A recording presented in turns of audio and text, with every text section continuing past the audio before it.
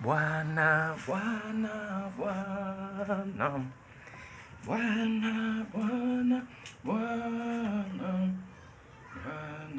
Bwana, Bwana, Bwana tunakuabudu. Shalom, shalom. Bwana Yesu asifiwe. Mpendwa mtumishi wa Mungu, mahali popote unapotusikiliza na kutufuatilia kupitia Goshen One Injili na Ushuhuda TV, ni mwalimu Chris Deogratias. Nikukaribisha sana katika mwendelezo wa masomo yetu mazuri ambayo Bwana ametupa kwa ajili ya kumwandaa bibi harusi wake. Maana mtumishi Paulo anasema tumetumwa kumposea Kristo bibi harusi asiye na doa hila wala waa lolote. Kwa hiyo ni mwalimu Chris Deogratias. Ninaomba kabla ya yote ni ombe kwa ajili ya somo letu zuri.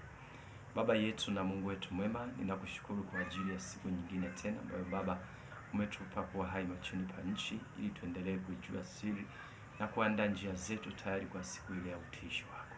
Asante kwa ajili ya msikilizaji na mtazamaji.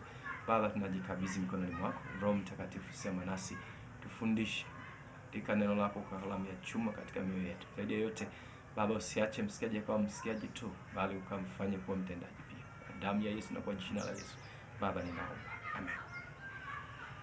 Amen. Kama nilivyojitambulisha, ninaitwa mwalimu Chris Deogratias. Niko kanisa takatifu la Uamsho Tanzania, ambako tunashirikiana na watumishi kadha wa kadha, akiwemo mtumishi Geoffrey Kaputa, mtumishi Desmond kutoka kule Mtama, lakini pia mtumishi Gabriel kutoka Kigoma. Wako watumishi wengi, Mungu awabariki. Pia mtumishi Crispin, watumishi kadha wa kadha. Naomba tu nikusii, ikiwa pengine umesikia mafundisho katika video zilizotangulia na unatamani kuishi katika wokovu wa kweli, basi nikusii, popote ulipo unaweza ukacomment au ukatumia namba za simu ambazo kutoka kwenye mawasiliano tuweze kuwasiliana ili uweze kupokea Yesu Kristo, au wale wanaotamani kutoka kwenye wokovu wa bandia na kumwamini Yesu Kristo kwa upya na kubatizwa kwa upya. Unapaswa kubatizwa kwa jina la Yesu na sio kwa jina la Baba na la Mwana na la Roho Mtakatifu. Kipuuza haya maneno unayosikia sasa, wakati wa neema utakuja kuyaelewa na kuyalilia na kujilaumu nafsi yako kwa nini hukuamini wakati utakapotupwa katika lava ya moto. Kwa hiyo tunao ujumbe mzuri tena leo ambao Bwana ametupa kwa ajili yako, kwa ajili ya watu wote. Kwa naomba nikusihi, kama ni mara kwa kwanza tunaonana katika mafundisho kwa namna hii, basi subscribe channel yetu. Wakati video ikiwa inaendelea kutembea, utaona chini kuna neno limeandikwa subscribe. Kwa sababu gusa ile eneo, kisha ikitokea alama ya kengele, basi gusa pia alama ya kengele ili uwe umeungana nasi kimtandao kwa ajili ya video zinapokuja, masomo mazuri kama haya Bwana anapoachilia nasi tunapoleta mtandaoni, ya kufikia kwenye simu yako, kifuasha simu yako uyaone moja kwa moja na iwe rahisi kujua kwamba kuna somo jipya na uweze kujifunza. Basi tuendelee. Leo tuna somo zuri sana kuhusiana na ubatizo na tutaangalia kwa njia ya maswali. Wengi tunapopita kuhubiri Injili wanakuwa na maswali mengi sana. Sasa moja kati ya maswali wanayouliza, wanataka kujua au niseme, je, kuliwahi kufanyika ubatizo wa watoto katika zama za Biblia? Au lugha rahisi, ubatizo wa watoto ulianza lini? Au je, katika nyakati za Biblia, kipindi ambapo shetani hajalazimisha upagani ujiunge na Ukristo alafu ipatikane imani chotara, je, wanafunzi wa Yesu waliwahi kubatiza watoto? Kanisa la kweli linabatiza watoto au liliwahi kubatiza watoto? Kwa hiyo jibu letu, kwanza kabisa, jibu ni hapana. Kanisa la kweli lolote halibatizi watoto wadogo. Kanisa la kwanza la Yesu mwenyewe, kanisa la mitume ambalo ni mwanzo wa nyakati, kabla shetani hajaleta utitiri wa imani, hajachakachua imani, halikuwahi kubatiza mtoto mdogo. Sasa Biblia inasema hivi, imani yenu imejengwa juu ya msingi wa imani ya mitume na manabii. Naomba unielewe sana mpendwa, tenda taratibu, Roho Mtakatifu anisaidie ili uweze kunielewa. Imani ya Ukristo imejengwa katika msingi wa imani ya mitume na manabii. Kwa hiyo kwa lugha rahisi, yaani kanisa lolote la kweli leo hii liwe linafanya yale yaliyofanywa na mitume. Ukiona kanisa lolote limeacha yale yaliyofanywa na kanisa la kwanza, wanajibunia mambo yao, tena bahati mbaya yaliyo kinyume na Biblia au kinyume na yaliyofanywa na kanisa la kwanza, basi ujue hiyo ni safina ya ibilisi ya siri.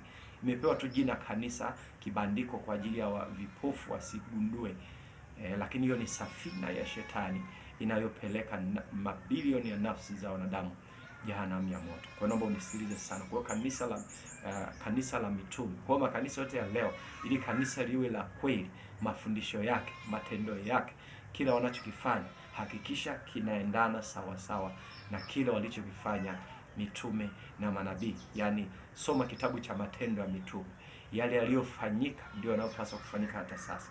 Ukiona wanafunzi wakati wa Matendo ya Mitume hawakubatiza kwa vikombe, wewe usibatizwe kwa kikombe.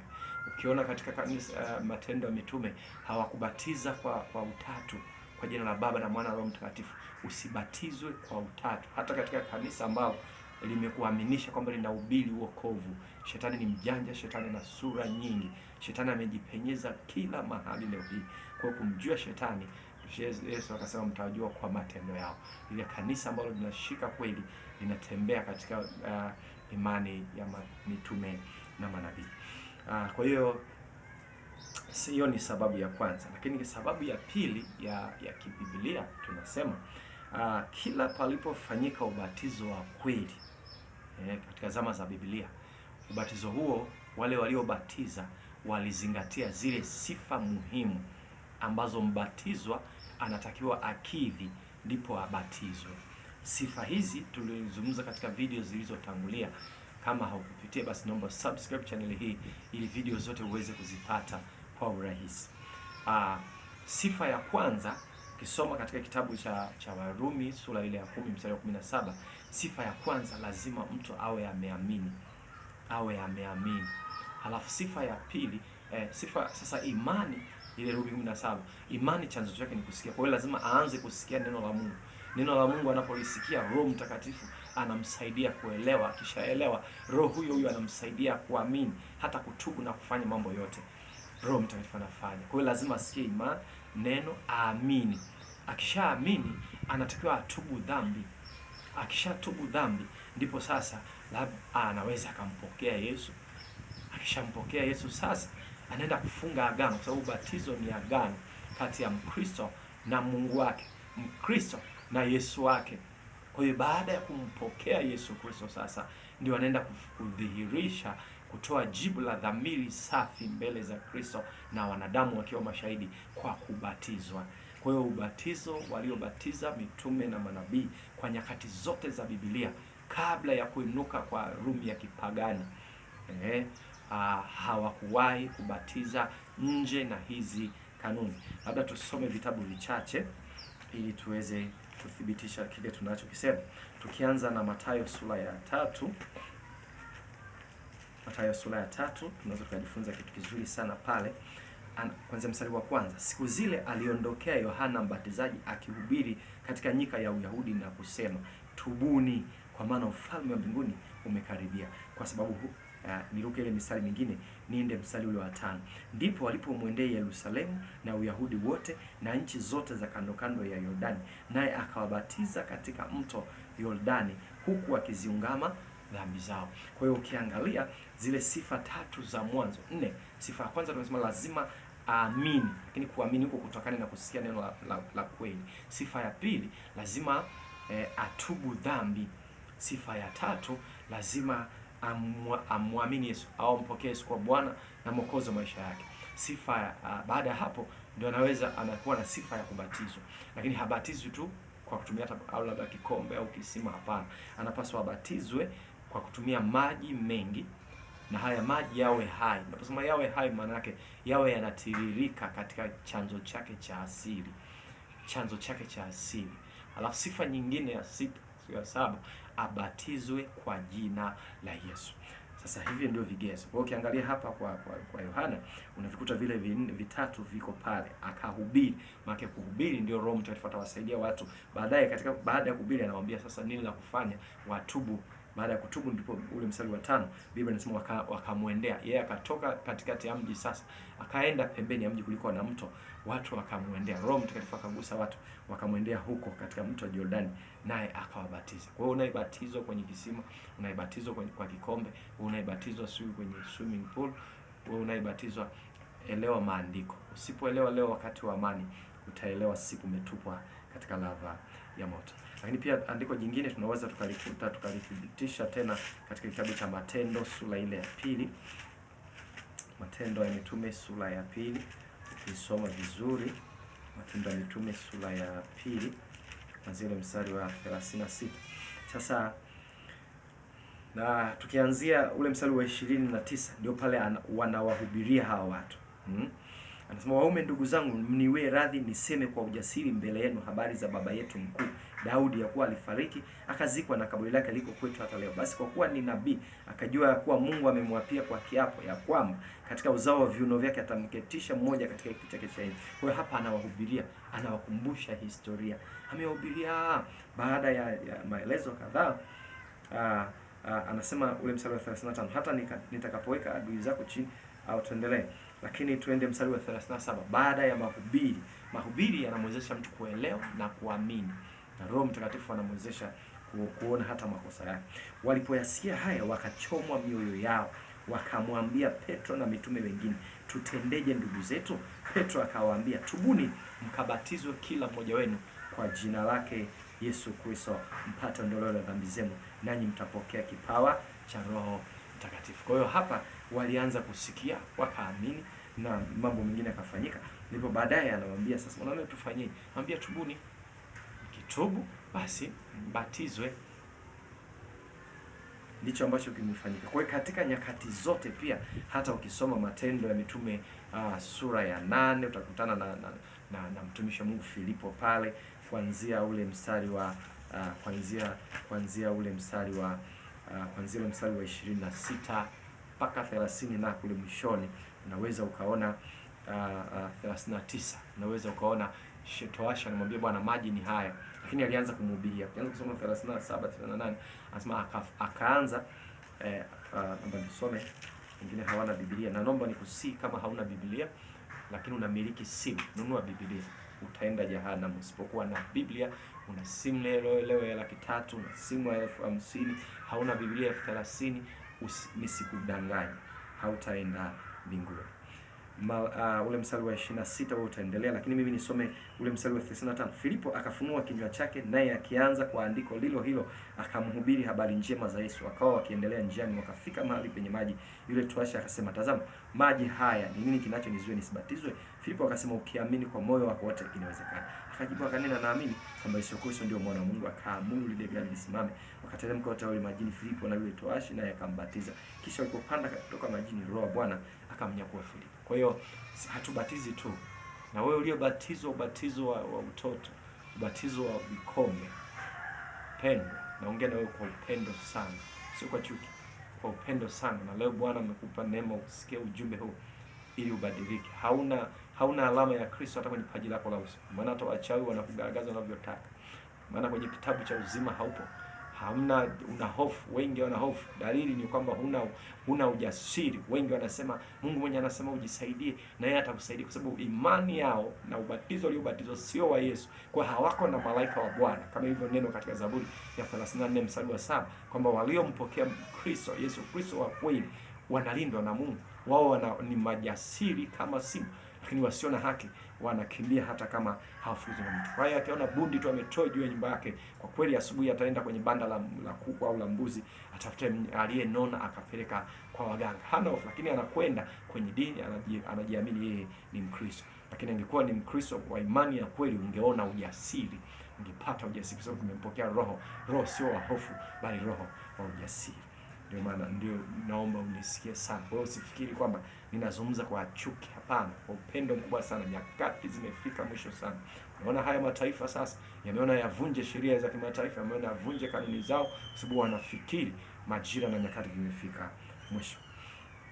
Lakini pia ukisoma Matendo ya Mitume 10:40 utaona pale pia napo pia panazungumzwa vizuri sana. Vile vigezo vyote vinazingatiwa. Lakini pia unaweza kusoma Matendo ya Mitume sura ya 19 kuanzia mstari wa kwanza hadi wa 7. Vile vigezo vyote vinazingatiwa. Sasa kwenye hivi vigezo vya kusikia Injili, kuamini, kumwamini Yesu, kutubu dhambi, halafu kubatizwa kwenye maji ya kina kirefu, hizo sifa zote mtoto mchanga au watoto wachanga hawawezi kuzikidhi. Kwa hiyo watoto wachanga katika kanisa la kweli hawakubatizwa. Ndivyo hivyo hata leo kanisa la kwanza, dalili nyingine kwenye ubatizo, liwe linabatiza ubatizo wa kweli. Ubatizo wa kweli una vigezo hivyo. Mbatizwa lazima asikie neno, lazima aamini, lazima atubu dhambi, ampokee Yesu, abatizwe kwa jina la Yesu na katika maji tele. Ubatizo tafsiri nyingine ni kuzikwa. Hatuziki tukaacha sehemu, tunazika tu sehemu ya mwili, hapana, mwili mzima. Ni kuvua utu wa kale. Kwa hiyo lazima afuzu hiyo vigezo na hakikisha unabatizwa kwa ubatizo wa jina la Yesu. Nazungumza hivyo kwa sababu shetani anaenda mbinu zake anaziboresha kulingana na nyakati. Alivyoona watu wamekimbia ubatizo wa kikombe, akabuni wa visima. Alivyoona wengine wanakimbia sasa wa visima, kule kwenye ubatizo wa maji mengi, akang'ang'ania ubatizo wa utatu. Kwa miaka mingi watumishi, Roho Mtakatifu ni kazi yake ni kutufundisha. Angalia katika hivyo vitabu vyote nilivyovitaja, hakuna mahali wanafunzi wa Yesu walibatiza kwa jina la Baba na la Mwana na Roho Mtakatifu. Kama imani yetu imejengwa juu ya msingi wa imani ya mitume na manabii, basi kanisa la kweli litayafuata hayo. Sababu ya pili, kwa nini tunasema watoto hawakubatizwa katika nyakati za kanisa la kweli? Tumesema katika zama zote za Biblia wabatizwa katika maji walibatizwa katika maji ya kina kirefu, maji yaliyo hai. Tunaposema maji yaliyo hai, maana yake ni maji yanayotembea, maji yanayobubujika katika chanzo chake cha asili. Inawezekana ni mto, mara nyingi ni mito, maziwa, vingi vinafanywa matambiko. Lakini wakati wa ubatizo makuhani wanakomboa na kufanya maombi ili kuvunja yale maagano yanayofanyika kwenye hiyo mito kwa ajili ya maji yafae kwa ajili ya ubatizo. Kwa hiyo, lakini chanzo hicho kinatakiwa kiwe cha asili, sio kimto cha msimu, wala sio kijito sio kibwawa tu, kamvua amenyesha madimbu. Kwa mfano kwa wenzetu kule labda Usukumani, mvua tumenyesha, maji yamejaa kwenye dimbwi, basi mnaenda kubatiza. Hapana, maji lazima yawe hai, yasawiri damu ya Yesu. Jambo jingine tumesema, kwa hiyo ni mama yupi au ni mwanamke gani leo ni jasiri anaweza akampa mchungaji wake katoto kachanga, pengine kana siku 2. Maana wengine walisema, mafundisho yao yanasema mtoto akizaliwa tu abatizwe haraka hata kama ndani ya siku 3 kwa ajili ya dhambi ya asili. Lakini naomba subscribe channel hii, tutafika. Bwana anaendelea kutupa mafundisho, tutazungumza habari ya hayo mafundisho pia. Kwa naomba nikusihi sana kwa upendo mkubwa sana. Bwana amekuweka uwe hai hata sasa, usikie haya, pengine utabadilisha njia zako. Lakini ukishupaza shingo, jehanamu lazima watu waende na mbinguni watu wataenda. Sasa ni nani anaenda jehanamu, nani ataenda mbinguni? Tuko duniani kuchagua. Kwa hiyo chagua vema, mtu wa Bwana. Usione company. Usiseme sisi wachungaji wetu mbona wameruhusu ubatizo wa kisimu. Usiseme sisi wachungaji wetu mbona wanaruhusu kuvaa mawigi. Hapana, ninakusihi. Maombolezo anasema kwa pana kwa ayala, lisikie neno la Bwana, lifuate neno la Bwana. Wewe utakaye shupaza shingo kwa kusikiliza mafundisho ya viongozi wako waliofundishwa na wanadamu. Maana Yesu aliwaambia katika Marko sura ya 7, akasema ninyi mmeacha kushika njia za Bwana, mafundisho ya kweli, ili mpate kufundishana mapokeo yenu. Ndivyo hivyo ilivyo. Kwa hiyo usiseme sisi kanisa letu, hakuna mbingu ya kanisa fulani, hakuna mbingu ya dhehebu fulani, hakuna mbingu ya dini fulani, ambazo ziko dini kubwa 3. Kwa kuna mbingu ya dini hii, kuna mbingu. Hapana, mbingu ni moja tu, na lango la lile mbingu ni Bwana mwenyewe, yani Yesu. Kwa naomba niwasie hata wale wengine ambao hujamwamini Yesu, Hakuna namna nyingine, hakuna imani nyingine utakayoweza kwa hiyo kuingia mbinguni. Naomba nisisitize, hakuna mtume mwingine, hakuna nabii mwingine aliyepewa heshima ambayo kwa jina lake watu wataiona mbingu. Tudanganyane, lakini sekunde chache kabla ya kifo chako, wewe ukiwa ulidanganywa, uliufuata uongo, utakapoanza kutoka katika mwili, utakuwa na akili za kiroho, utagundua ulidanganywa. Kwa hiyo wakati unaondoka, unaachana na mwili wako, utajua unapokwenda. Lakini sasa shetani anakufariji kwamba hayo unayosikia si kweli, bali uliyofundishwa na kuaminishwa ndio ukweli. Ninakusii, Bwana alimshauri Musa aibwage fimbo chini, alipoibwaga ikageuka kuwa nyoka. Kwa hata wewe ibwage imani yako chini, ichunguze vizuri, ifanyie utafiti ili usipotee.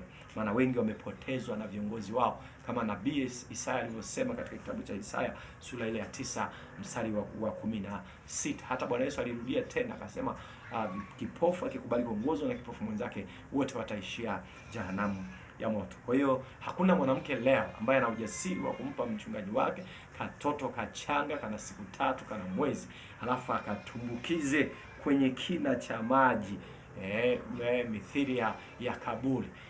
Hamna huyo mtu wa namna hii. Ndio maana hata ile dola ilipotaka iwezekane, kwa sababu yenyewe maslahi yake makubwa yalikuwa sio kutii neno la Mungu, sio kuandaa watu kwa ajili ya ufalme wa mbinguni, kwa ajili ya maslahi ya kuwa na nguvu kazi ya kutosha, ambayo baadaye italeta kuwa na nguvu ya kiuchumi na nguvu za kiutawala. Kwa hiyo wakaamua kuzikanyaga amri za Mungu ili kuinua maslahi yao. Kwa hiyo ikabidi wabadilisha hata ubatizo wa kweli, waweke ubatizo wa kubuni, kama alivyosema Bwana Yesu katika Mathayo 21:25.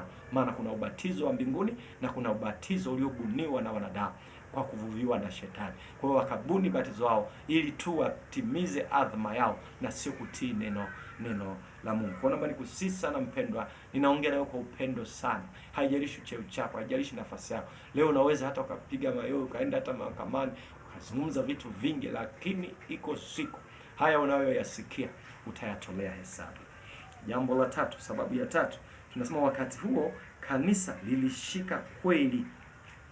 Kanisa la Kristo lilishika neno la kweli. Neno la kweli linasema hivi: siku ile kila mmoja wetu atabeba mzigo wake yeye mwenyewe. Kila mmoja wetu atasimama mwenyewe mbele za Bwana kwenda kutoa nini? Kwenda kutoa hesabu ya maisha yake. Baba hata uchukua uovu wa mwanae, wala mtoto hata uchukua uovu wa baba yake. Kisoma Ezekieli sura ile ya 18 anazungumza vizuri sana, lakini mtume Paulo pia amezungumza sana katika nyaraka. Kisoma nyaraka za Wakorinto, kisoma Timotheo, anazungumza vizuri sana, anafundisha watu, anasema maana sote tunatakiwa tusimame mbele ya kiti cha nini? Cha enzi cha Mungu, cha hukumu cha Mungu, kutoa hesabu ya nini? Ya maisha yetu. Kwa hiyo kila mmoja atasimama yeye mwenyewe, atatoa habari zake mwenyewe. Baba hataulizwa bali kisoma hata Wakorinto wa 2:5 ule mstari wa 10 anasema, kwa maana imetupasa sisi sote kudhihirishwa mbele ya kiti cha hukumu cha Kristo, ili kila mtu apokee ijara ya mambo aliyotenda kwa mwili, kadiri alivyotenda, kwamba ni mema au ni mabaya. Nisemjana anazungumza vizuri zaidi, anasema kila mmoja atabeba mzigo wake yeye mwenyewe. Nisemjana anasema kila mmoja atatoa habari zake yeye mwenyewe. Kwa hiyo mbele za Mungu hakuna imani ya mdhamana, kwamba kama vile unafanya labda ubatizo, kwenye ubatizo baadhi ya imani kwamba mtoto anawekewa msimamizi. Kwa hiyo kuhani anaonekana anaongea na mtoto, lakini anayejibu ni msimamizi. Alafu mtoto baadaye tunasema amefanyiwa imani ya mdhamana. Hapana, mbele za Mungu kila mmoja atasimama kwa miguu yake mwenyewe. Kila mmoja atatoa habari zake mwenyewe. Hakuna kuchukuliana mizigo kwa Yesu. Hakuna siku ile kuteteana. Kila mmoja atajitetea yeye. Kila mmoja atatoa habari zake mwenyewe. Kwa hiyo kwenye imani asikudanganye mtu. Ndio maana tukasema ukifa hauna nafasi tena ya waliobaki kukusaidia wewe eti utoke ya kuzimu uende mbinguni. Huo ni uongo wa shetani. Kwa hata kwenye swala la imani, kila mmoja anatakiwa asimame mwenyewe kwa miguu yake. Kwa nini? Kwa sababu lazima roho yako ishiriki, lazima uamini, na kuna kutubu, lazima utubu mwenyewe. Ni kama vile mama anayempenda mwanae akaenda hospitali, daktari anamwambia inabidi achomwe sindano. Wakati fulani unatamani ungechomwa wao, lakini haiwezekani. Inabidi mtoto mwenyewe anayeumwa ndio achomwe nini? Achomwe sindano. Kwa hiyo mtu yote asikudanganye mbele za Bwana. Ndio maana hata sisi wenyewe kwenye mambo yetu tu ya kibinadamu tuna akili, lakini unapofika kwenye mambo ya kiimani, shetani anatufunga ufahamu, tunakuwa wajinga. Benki huwezi kumsainia mtu mwingine, hata tu mikataba tu ya umumu kwenye ofisi zetu na nini, huwezi kumsainia mtu mwingine. Ndio maana wengine anasema amebush saini ya fulani, unapelekwa hata unafungwa kabisa. Kwa kila mmoja lazima asaini mwenyewe. Hata kama wanandoa wale na nini, unapoenda kuchukua hela sasa, namsainia mke wangu au namsainia mume wangu, hautapewa fedha. Wanasema tunamtaka mwenye account ndio awajibike. Ndivyo hivyo ilivyo hata kwenye ndoa. Kwenye ndoa ikatokea binti anaenda kuolewa, lakini akafika mahali akaahirisha. Sasa kuhani anauliza, fulani uko tayari kuolewa na fulani? Akinyamaza kimya, hata kama pacha wake akaitika au mama yake mzazi akiitika, hakuna ndoa itafungwa. Kwa hiyo agano, hakuna namna. Ubatizo ni agano. Kwa hiyo hakuna agano unaloweza ukamfanyia mwingine akafanya mwingine kwa niaba ya mwingine. Kwa hiyo Biblia inasema mtu yeyote asiwadanganye kwa elimu yake ya bure. Ndivyo ninavyokusii sana. Wewe uliobatizwa ubatizo ambao si wa kweli, hautaiona mbingu. Amini leo. Usipoamini, utaamini siku umetupwa katika lava ya moto, halafu utakuwa umechelewa. Heri yake mtu yule ambaye Roho Mtakatifu atamjalia kuamini sasa na kuelewa na kubadilisha njia zake kabla hajafumba kinywa. Kwa hiyo kila mmoja atatoa habari zake mwenyewe. Asikudanganye mtu, asikwambie mtu eti imani akishaambiwa ndio unakuwa na baba. Hapana. Hata kwenye ndoa, si baba wa ndoa baba, hapana. Baba wa ndoa ni Yesu mwenyewe. Kusimama kwa nafasi yako. Bwana akubariki. Naitwa Mwalimu Chris Deogratias. Nikukaribishe sana katika channel zinazoendelea, na Bwana amezidi kutupa ujumbe kuhusiana na ubatizo, maana watu wengi hawajui katika mambo ya msingi yatakayokuwezesha kuingia mbinguni. Katika video zilizotangulia tulisema yako matatu. Jambo la kwanza ni imani. Sio kila imani tu, imani inayokiri kazi aliyoifanya Yesu msalabani, yani kuokoa au ukombozi. Kwa hiyo lazima uamini, upokee neema ya wokovu, umwamini Yesu Kristo, umkiri kuwa Bwana na Mwokozi wa maisha yako. Pokea neema ya wokovu ili Bwana afanyike kuwa kiongozi, mtawala. Alichokisema huko ndicho kikuongoze sasa kwenye maisha yako. Jambo la pili, ubatizwe, ubatizo wa kweli. Sasa ubatizo wa kweli ndio huu ambao umechakachuliwa sana. Shetani amewatia watu katika hayo mambo yote matatu. Shetani amewatia watu mioyo migumu. Watu wanafundisha mambo mengine ya kidini, wanakutumia gharama kubwa, masherehe, lakini hayana nafasi mbinguni. Ni vitu vya kubuniwa na wanadamu na hawajiulizi wanadamu. Lakini mambo mengine wana akili. Yesu akasema wana wa nuru, wana wa giza katika mambo wana akili sana, lakini katika mambo ya ufalme mbumbumbu kabisa. Hawana akili, hawatafakari. Wanafundishwa tu na nini, hauna anayetafakari. Lakini katika mambo ya kidunia, usikosee. Kama kuna sheria ambayo huduma hii ni bure, ukijaribu kumtoza utaona kwa waandishi wa habari. Lakini huku kwenye dini wamekuwa wajinga kabisa. Shetani amepumbaza mabilioni ya watu iende kama Hosea 4 nilivyosema, watu wangu wanaangamia kwa kukosa maarifa. Kwa anawakosesha maarifa kweli ili wakaangamie. Kwa ubatizo wa kweli una sifa kama hizo tulizozieleza. Zaidi yote ni kusubscribe channel yetu ili uendelee kupata vitu vizuri sana kuhusiana na ubatizo. Kwa hiyo jambo la pili ni ubatizo wa kweli. Ubatizo wa kweli unatakiwa una sifa zake. Mbatizo awe amesikia injili ya kweli, awe ameamini, awe amemwamini Yesu, awe ametubu dhambi, halafu anabatizwa. Anabatizwaje? Lazima abatizwe katika maji tele kama kaburi, azamishwe kabisa. Halafu sio kaburi kwa maana ya kisima, hapana. Yanamaanisha kwamba maji yawe na kina cha kutosha huyo mtu kuzama mwili mzima kama tunavyofanya kwenye maziko. Halafu jambo la pili, yawe hai, kwa maana yawe yanatiririka, yasawiri damu ya Yesu, yasawiri damu ya Yesu. Halafu jambo la tatu, abatizwe kwa jina la Yesu, sio kwa jina la Baba na la Mwana na la Roho Mtakatifu, la hasha, kwa jina la Yesu. Kwa kama hujabatizwa kwa namna hiyo, ninakusii popote ulipo, namba ya simu au unaweza kupitia comment, tupe mawasiliano. Kanisa la Utakatifu la Uhamisho Tanzania, sasa Bwana ametupa kibali, imefika mbali ambako tunaweza tukashirikiana na wewe. Pengine una huduma lakini unatamani na wewe huduma yako sasa ishike injili ya kweli, basi tunakukaribisha sana. Pitia comments, tutakukaribisha na utaungana na wachungaji rafiki kama mtumishi Geoffrey Kaputa. Unaweza ukampata kupitia channel itwayo Uamsho wa Kanisa TV.